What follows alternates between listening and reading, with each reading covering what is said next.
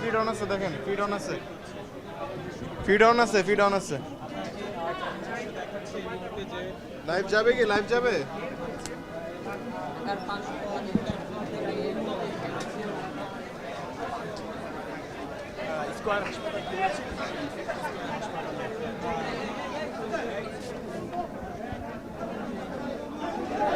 দেখি দেখি দেখি দেখি ভাই একটু।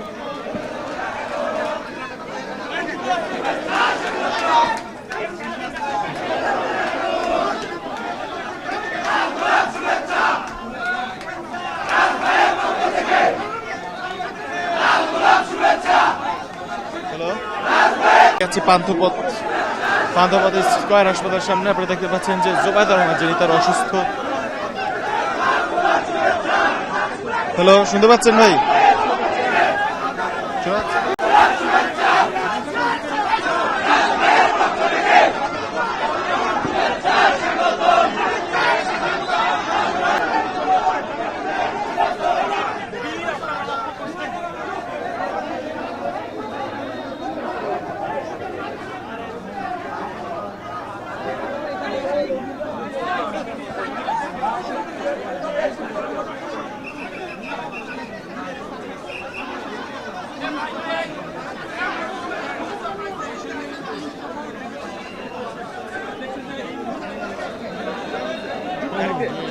গাড়ির ভিতরে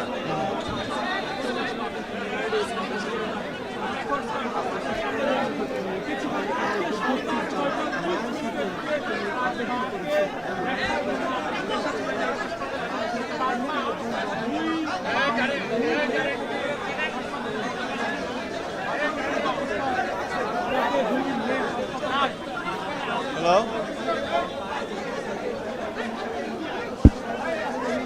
দর্শক আপনারা দেখতে পাচ্ছেন যে জোবায়দা রহমান, যিনি তার অসুস্থ মাকে দেখতে এসেছিলেন স্কয়ার হাসপাতালে, তিনি এইমাত্র হাসপাতাল ত্যাগ করছেন। তার সাথে যে পরিবারের সদস্যরা ছিলেন তারা কিন্তু গাড়িতে উঠেছেন। তবে এখানে ব্যাপক আকারে দেখতে পাচ্ছেন যে নেতাকর্মীদের একটা ভিড় কিন্তু আমরা দেখতে পাচ্ছি। আসলে এই ভিড়ের মধ্য দিয়ে আসলে জোবায়দা রহমানকে হাসপাতাল ত্যাগ করতে হচ্ছে। এখানে নিরাপত্তা বাহিনীদেরও আসলে একটা বাড়তি নিরাপত্তা ব্যবস্থা ছিল। সেই নিরাপত্তা বেষ্টনীর মধ্য দিয়েই কিন্তু জোবায়দা রহমান এইমাত্র স্কয়ার হাসপাতাল ত্যাগ করলেন। দীর্ঘক্ষণ নেতাকর্মীরা এখানে হাসপাতালের সামনে অবস্থান করছিলেন, গণমাধ্যম কর্মীরাও কিন্তু হাসপাতালের সামনেই অবস্থান করছিলেন যে কখন জোবায়দা রহমান এখান থেকে এই স্থান ত্যাগ করবেন। তবে যে বিষয়টি একটু জানিয়ে রাখতে চাই, জোবায়দা রহমানের কিন্তু ধানমন্ডিতে তার যে মায়ের বাড়ি রয়েছে সেখানে কিন্তু তার যাওয়ার কথা রয়েছে। এই বিষয়টুকু কিন্তু আমরা জানতে পেরেছি। এর আগে কিন্তু আজ সন্ধ্যা নাগাদ জোবায়দা রহমান স্কয়ার হাসপাতালে আসেন। এখানে আমরা জানতে পারি যে দীর্ঘদিন বার্ধক্যজনিত নানা জটিলতায় কিন্তু তার মা সৈয়দা ইকবাল কিন্তু এখানে ভর্তি রয়েছেন গেল 2 মে থেকে।